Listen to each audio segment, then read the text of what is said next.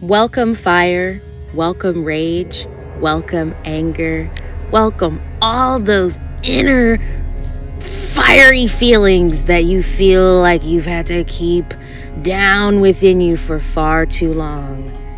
Let's tap into them, shall we? Several friends of mine have been asking me how I have been expressing, navigating, and embodying rage. I don't exactly know how to explain it, but I have noticed some things about myself that I would like to share with you today. I believe in naming the people who have taught me the most, and those have been my friends who live right in the middle of being non-binary, trans, black, queer, disabled.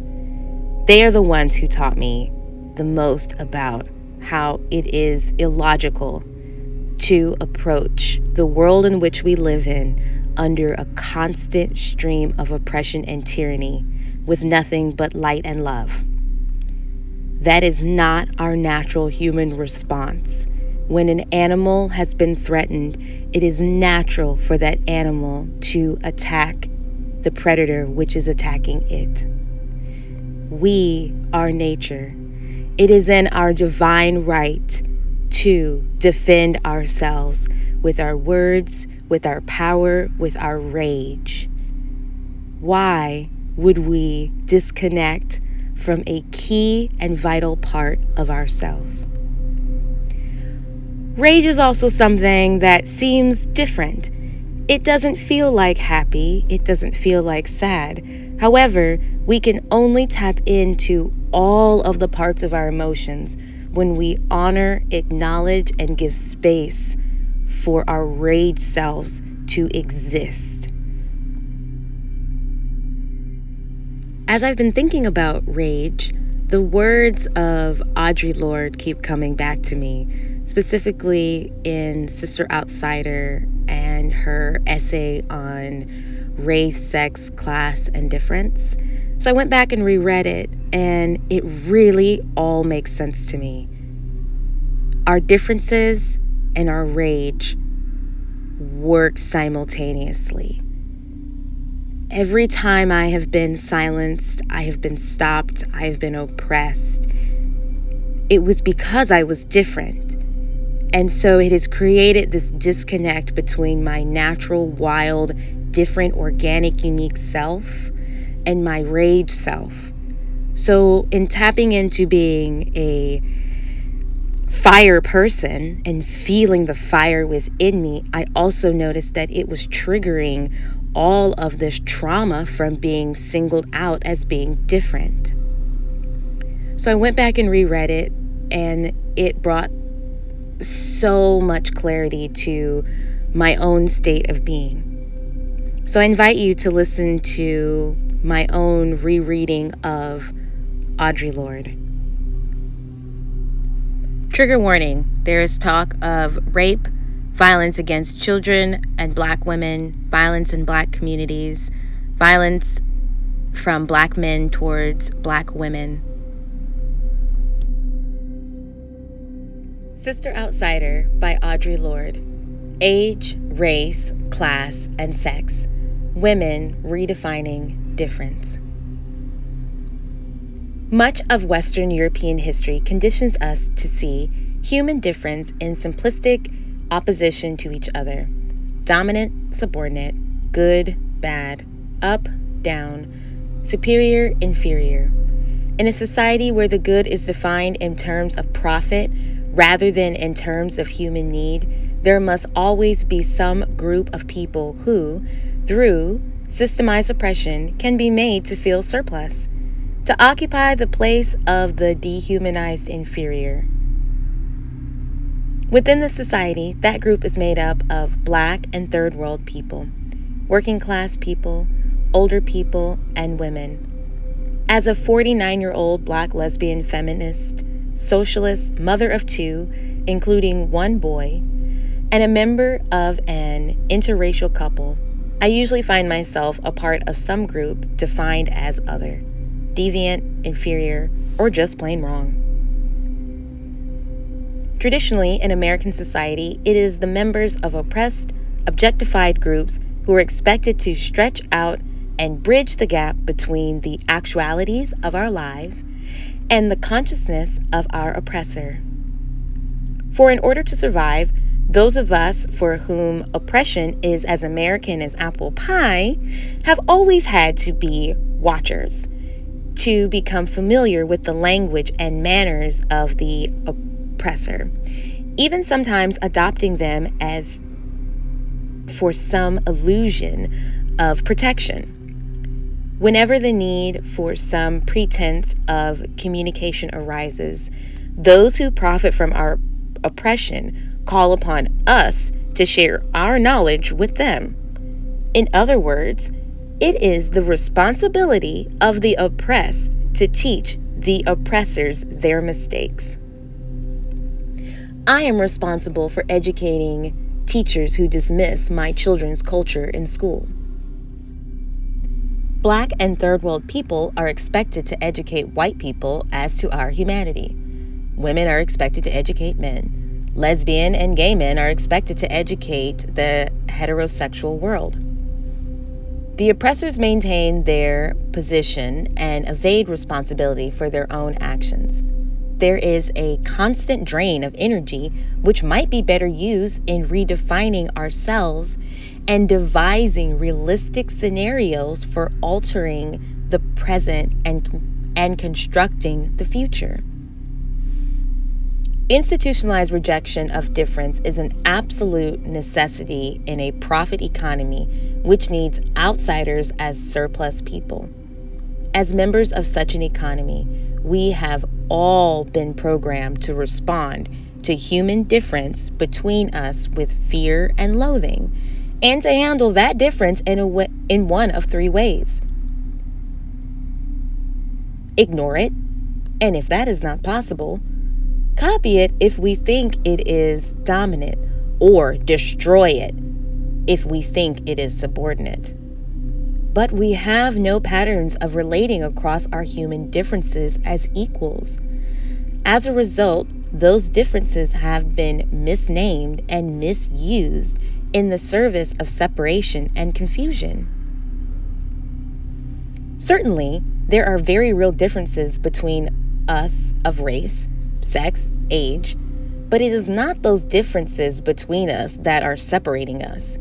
It is rather our refusal to recognize those differences and to examine the distortions which result from our misnaming them and their effects upon human behavior and expectations. Racism, the belief in the inherent superiority of one race over all others, and thereby the right to dominance.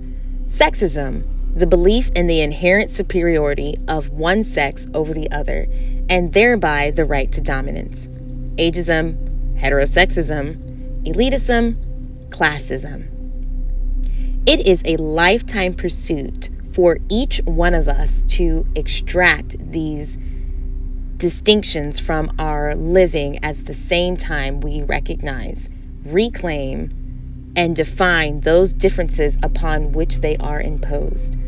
For we have all been raised in a society where those distortions were endemic within our living. Too often we pour the energy needed for recognizing and exploring difference into pretending those differences are insurmountable barriers, or that they do not exist at all. This results in a voluntary isolation or false and treacherous connections. Either way, we do not develop tools for using human difference as a springboard for creative change. Within our lives, we speak not of human difference, but of human deviance. Somewhere on the edge of consciousness, there is what I call a mythical norm, which each one of us within our hearts knows this is not me. In America, this norm is usually defined as white, thin, male, young, heterosexual, Christian, and financially secure. It is within this mythical norm that the trappings of power reside within this society.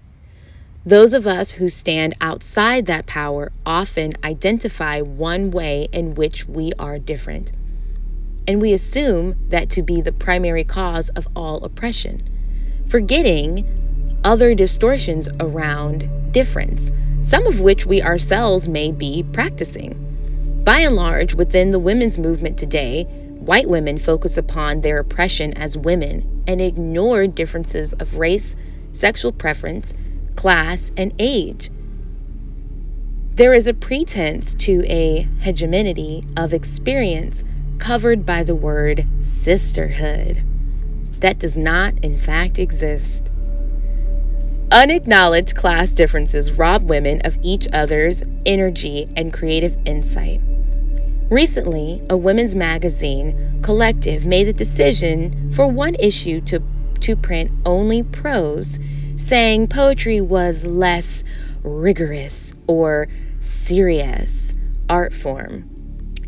Yet even the form our creativity takes is often a class issue. Of all the art forms, poetry is the most economical. It is the one which is the most secret, which requires the least physical labor, the least material, and the one which can be done between shifts, in the hospital pantry, on the subway, and on scraps of surplus paper.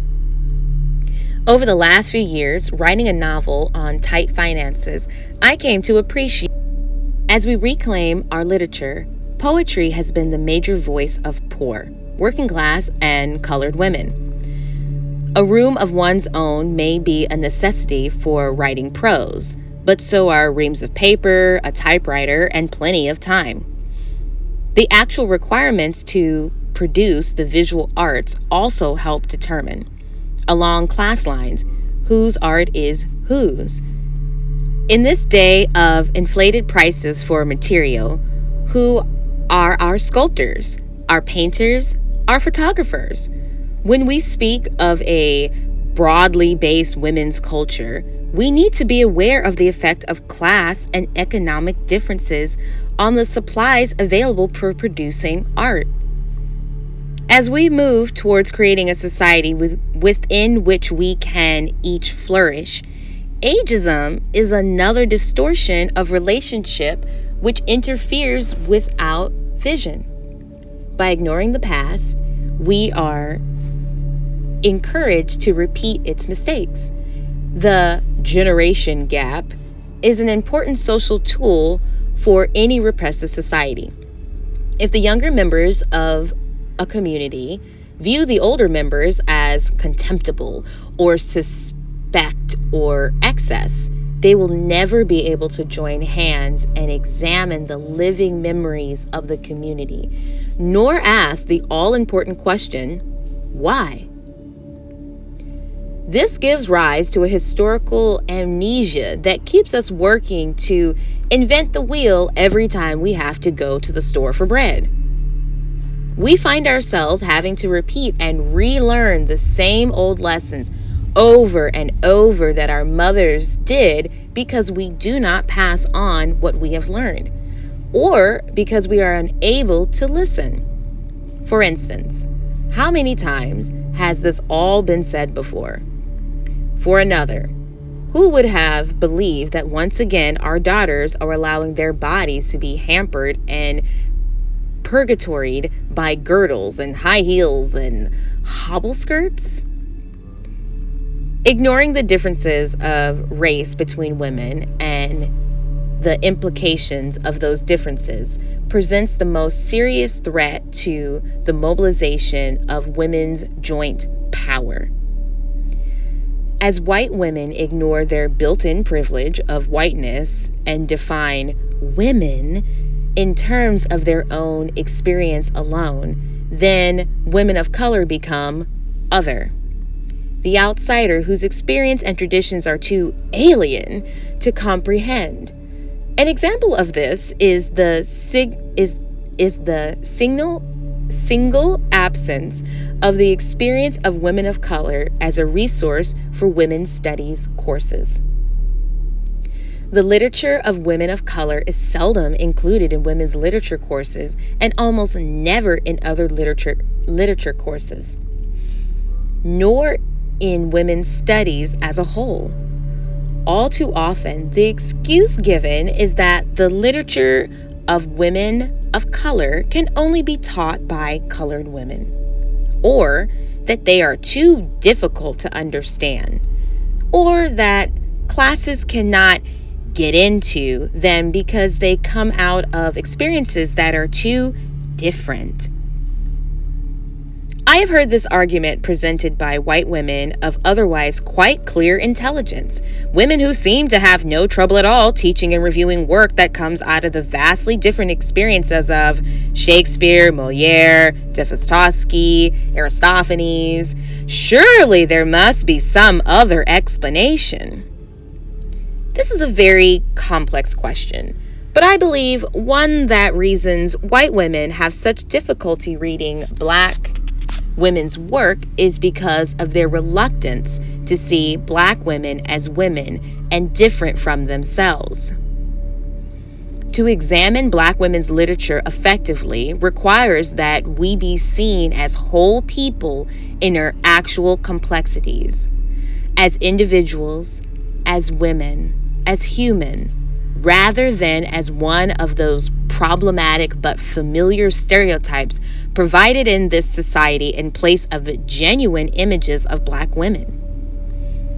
And I believe this holds true for the literatures of other women of color who are not Black. The literatures of all women of color recreate the textures of our lives. Many white women are heavily invested in ignoring the real differences. For as long as any differences between us means one of us must be inferior, then the recognition of any difference must be fraught with guilt.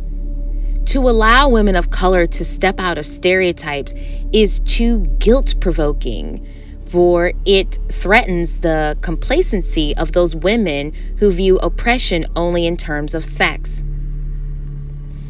Refusing to recognize difference makes it impossible to see the different problems and pitfalls facing us as women. Thus, in a patriarchal power system where white skin privilege is a major prop, the entrapments used to neutralize Black women and white women are not the same. For example, it is easy for Black women to be used by the power structure against Black men, not because they are men, but because they are Black. Therefore, for Black women, it is necessary at all times to separate the needs of the oppressor from our own legitimate conflicts within our communities. This same problem does not exist for white women. Black women and men have shared racist oppression and still share it, although in different ways. Out of that shared oppression, we have developed joint defenses and joint vulnerabilities to each other that are not duplicated in the white community, with the exception of the relationship between Jewish women and Jewish men. On the other hand, white women face the pitfall of being seduced into joining the oppressor under the pretense of sharing power. This possibility does not exist in the same way for women of color. The tokenism that is sometimes extended to us is not an invitation to join power. Our racial otherness is a visible. Today, with the defeat of ERA, the tightening economy, and increased conservatism, it is easier once again for white women to believe the dangerous fantasy that if you are good enough, pretty enough, sweet enough, quiet enough, teach the children to behave, hate the right people, and marry the right man, then you will be allowed to coexist with patriarchy in relative peace. At least until a man needs your job or the neighborhood rapist happens along. And true, Unless one lives and loves in the trenches, it is difficult to remember that the war against dehumanization is ceaseless. But Black women and children know the fabric of our lives is stitched with violence and with hatred, that there is no rest. We do not deal with it only on the picket lines or in dark midnight alleys or in places where we dare to verbalize our resistance.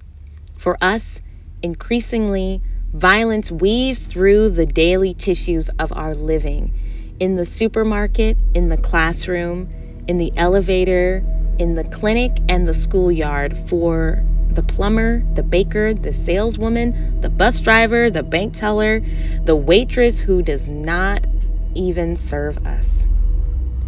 Some problems we share as women, some we do not.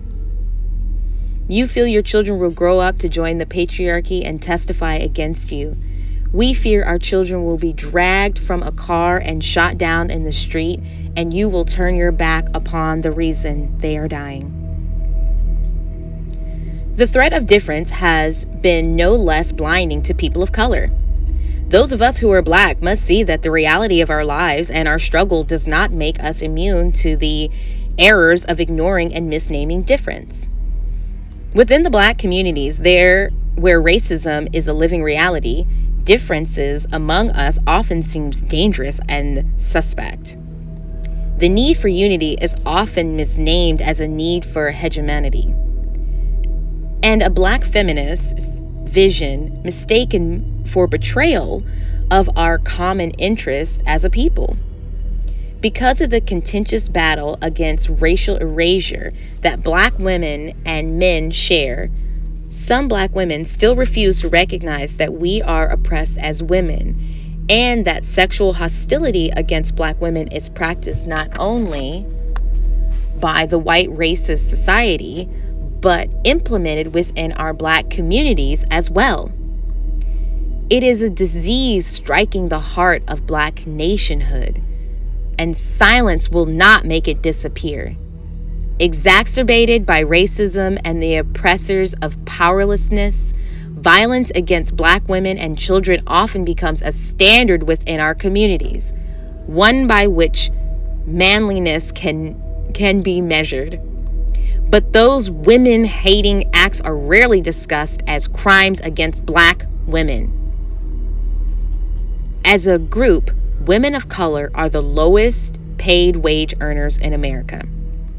We are primary targets of abortion and sterilization abuse here and abroad. In certain parts of Africa, small girls are still being sewed shut between their legs to keep them docile and for men's pleasure. This is known as female circumcision. It is not a cultural affair, as of the late Jomo Kenyatta insisted. It is a crime against Black women. Black women's literature is full of pain, of frequent assault, not only by racist patriarchy, but also by Black men. Yet the necessity for and history of shared battle have made us, Black women, particularly vulnerable to the false accusation that anti-sexist is anti-Black. Meanwhile, women hating as a recourse of the powerless is sapping strength from Black communities. Rape is on the increase, reported and unreported, and rape is not aggressive sexuality. It is sexualized aggression. As Kalamu Ya Salam, a Black male writer, points out, as long as male domination exists, rape will exist. Only women revolting and made conscious of their responsibility to fight sexism can collectively stop rape. Differences between ourselves as Black women are also being misnamed and used to separate us from one another. As a Black lesbian feminist comfortable with the many different ingredients of my identity, and a woman committed to racial and sexual freedom from oppression, I find I am constantly being encouraged to plunk out some one aspect of myself and present this as the meaningful whole, eclipsing or denying the other parts of myself. But this is a destructive and fragmenting way to live. My fullest concentration of energy is available to me only when I integrate all parts of who I am, openly, allowing power from particular sources of my living to flow back and forth freely through all my different selves, without the restrictions of externally imposed definition. Only then can I bring myself and my energies as a whole to the service of those struggles which I embrace as part of my living. It has led some of us into destructive alliances and others into despair and isolation. In the white women's communities, heterosexism is sometimes a result of identifying with the white patriarchy and rejection of that interdependence between women-identified women, which allows the self to be, rather than to be used in the service of men. Sometimes it reflects in die-hard belief in the protective coloration of heterosexual relationships. Sometimes a self-hate which all women have to fight against, taught us from birth. Although elements of these attitudes exist for all women, there are particular resonances of heterosexism and homophobia among Black women. Despite the fact that women bonding has a long and honorable history in the African and African American communities, and despite the knowledge and accomplishments of many strong and creative women-identified Black women in the political, social, and cultural fields, heterosexual Black women often tend to ignore or discount the existence and work of Black lesbians. Part of this attitude has come from an understandable terror of Black male attack within the close confines of Black society, where the punishment for any female self-assertion is still to be accused of being a lesbian and therefore unworthy of the attention or support of the scarce Black male.